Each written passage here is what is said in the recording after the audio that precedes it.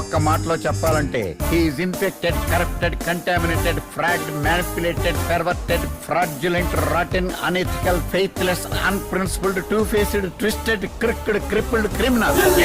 నువ్వు అన్నది నిజమే. ఈ ఢిల్లీ సూరికి సిల్లీ సెంటిమెంట్స్ ఉండవు. నాకు ఎమోషన్ కన్నా కమిషన్, పర్సన్ కన్నా పర్సెంటేజ్ ముఖ్యం. నువ్వు ఎక్కువ ఇస్తానంటే ఆల్రెడీ త్రిమూర్తులకు సెట్ చేసిన 3G ప్రాజెక్ట్ ఈజీగా షిఫ్ట్ చేస్తా. క్యాబినెట్ లో టాప్ టు బాటం తడిపేద్దాం, కామన్ పీపుల్ ని ముంచేద్దాం. అన్యాయమా ఆమదమా అవన్నీ చేతగానోడు మాట్లాడే మాటలు. ఇక్కడ బుర్రనోడు దూరుకుంటాడంతే. కంట్రీ మొత్తానికి కంట్రీ ఫీల్ లో ఉన్నాడు సార్. జామరాంజీ అర్థమైందా? కావాలంటే ఆ మల్హోత్రా గారితో హలో హలో హలో చెత్త సిగ్నల్స్ ఎప్పుడు ఉంటాయో ఎప్పుడు పోతాయి. ఏంటి సార్ ఇంత టైట్ లో కూడా ఫ్లైట్ ఖర్చు పెట్టుకుని ఢిల్లీకి వెళ్ళాం అవసరం? ఛార్జీల కోసం చూసుకుంటే అవతల ఢిల్లీ సూర్య అయిపోతాడు రా.